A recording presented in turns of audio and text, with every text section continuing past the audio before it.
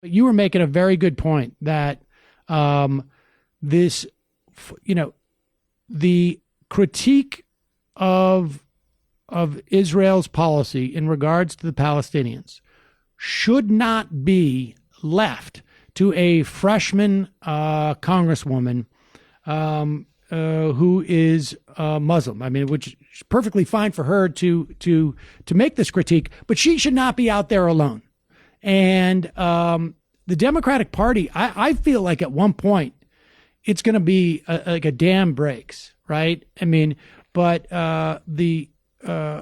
the idea that she has to be out there alone, maybe she did it inartfully on Twitter and whatnot, but there's a real problem. There's a real problem. I mean, just days later, you had Bibi Netanyahu out there this week meeting with other Arab countries, talk about a war with Iran. I mean, increasingly, the Israeli government is becoming, is problematic, at least from the perspective of the left.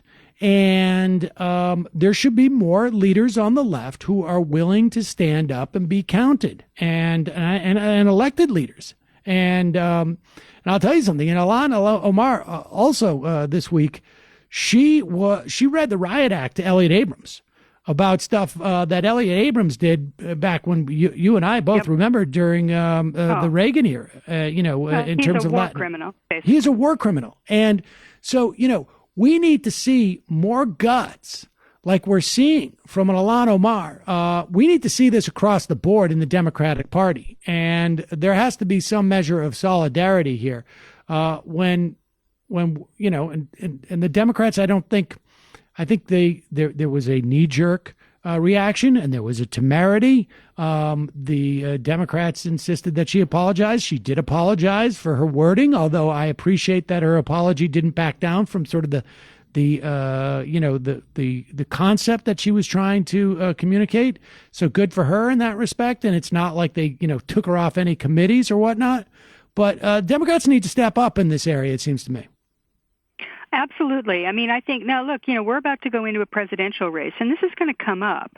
I don't think there's any doubt that this will be an issue in the campaign. This is something that's been bubbling up for a long time.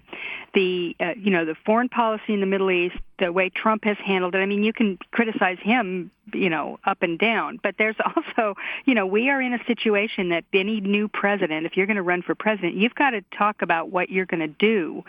You can't just talk about how in this situation in particular, and what you think about it. And we've got some very people who are positioning themselves as liberal leaders, as progressive leaders, and they're going to have to step up here.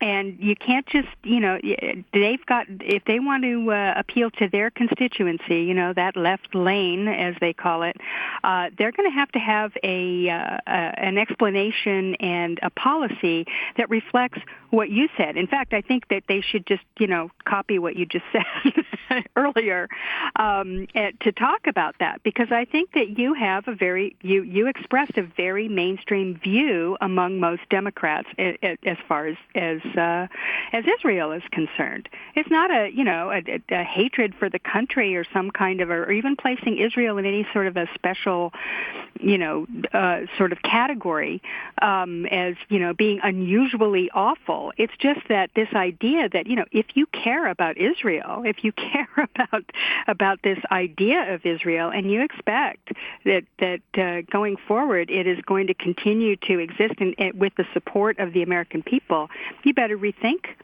this blind support for this right-wing government that's there and these policies that are, basically committing human rights violations. I mean, they have to do it. And if they don't, they're going to find themselves with a very divided coalition, and that is not good for anybody. I mean, they don't need that. Israel doesn't need it, and certainly, America doesn't need it.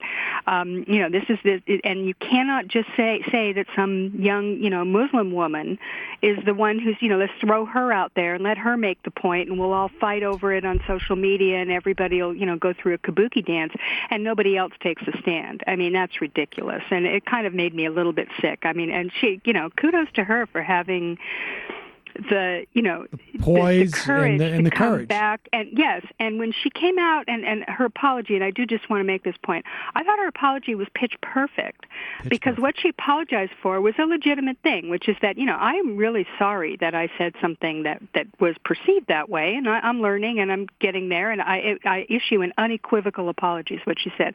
Those are excellent words. And then she said, she went on to sort of say, but that doesn't mean that I'm I've changed my mind. I don't remember her exact words. Yeah, I mean, I still believe that the substance of my thing, and that's exactly right. And a lot of people agree with her on the substance. It's not like AIPAC is, since when did, I mean, the Democratic voters in this country are not AIPAC fans. That's just not true. The ones who have ever heard of it, most of them haven't. But this is not something, these Democrats do not need to walk the plank on AIPAC. That's ridiculous. And if it isn't money, then maybe we need to think about, I agree. And I think we are not far off from the day where an Ilhan Omar makes a comment like that.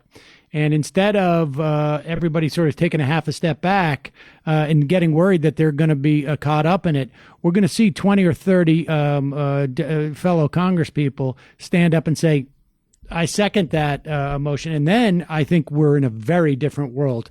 All right, but we've got to take a break. If you'll join me for one more segment, Heather, we got to talk about what's going on with the Mueller investigation and Donald Trump, because he's freaking out, I think, as typical. Yeah. We got to take a quick break. I'm Sam Seder. We'll be right back with more Ring of Fire Radio.